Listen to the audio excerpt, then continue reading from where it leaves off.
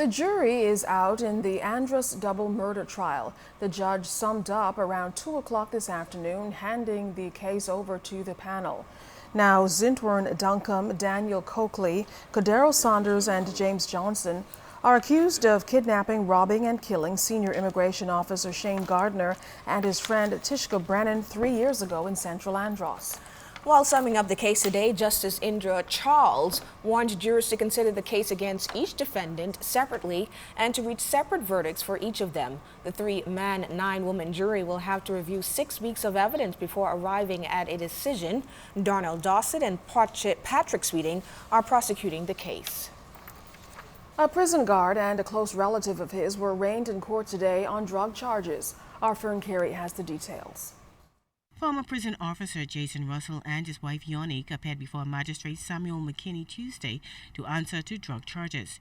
In court, 30-year-old Russell pleaded guilty to having 4.5 ounces of marijuana in his possession with the intention of selling it to others. The drugs were reportedly discovered in the kitchen cupboard of Russell's Colony Village home on Good Friday, March 25th, by Drug Enforcement Unit officers who were conducting surveillance. Police prosecutor ASP Ursula Dossett indicated that Russell told police he was going to sell the drugs on the road. DEU officers also found a Samsung cell phone at the home and seized $449 cash suspected to be from the proceeds of crime. Before the sentence was passed, Russell's attorney Stanley Roll begged the court for mercy, noting that Russell is still young, a father of 2, has no previous convictions or pending matters, and can still be rehabilitated. However, Magistrate Samuel McKinney told Russell that as a prison officer, he betrayed the trust of his colleagues and the country. He noted that he must send a message of deterrence and sentenced Russell to 1 year behind bars. At the same time, Russell's wife Yonique pleaded not guilty and was acquitted and discharged. The court also ordered that the money seized be forfeited or turned over to the state. Fern Carey, ZNS Network News. Commissioner of the Bahamas Department of Corrections, Patrick Wright, concerned about the growing number of prison officers charged before the courts for criminal offenses. He discussed the issues in a candid interview with our Janae Noel Ferguson. 3 prison officers have been charged this month with possession of dangerous drugs. It's a matter of grave concern for Commissioner of the Bahamas Department of Corrections, Patrick Wright, who confirmed that the officers accused have also been relieved of their duties. They are presumed innocent until proven guilty. However, their arrests appear to be a trend, and Wright believes officers are participating for financial gain. I'm sure they're not doing it for free, There got to be some means of gain they are getting from this trades, for whatever reason, commissary,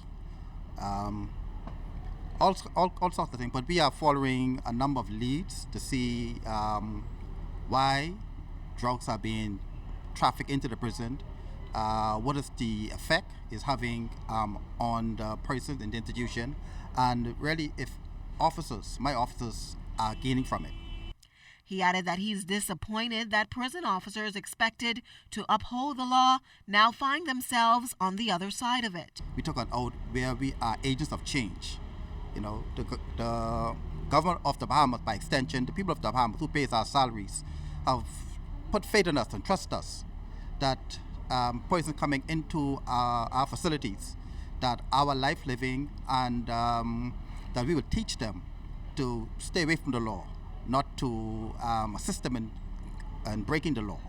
Now, the smuggling of cell phones into prisons also a common problem. Again, prison officers have been suspected. The number of cell phone jammers in the facility to avoid, or to discourage cell phones being smuggled in. But, there's still blank spaces. There's still a trade of trafficking of cell phones into the prison. I just shared with my minister just this past Sunday. We found cell phone and a small quantity of marijuana that made its way in our facility. Commissioner Wright said no effort will be spared as the Department of Corrections remain committed to reform with the well-being of prisoners in mind, while ensuring that those charged with their guard remain lawful. Janae Noel Ferguson, ZNS Network News. If you know of a crime, please call Crime Stoppers at 328-8477, toll free 242-300-8477. You can also check them out on www.crimestoppersbahamas.com. Let's stop the crime before it's your time.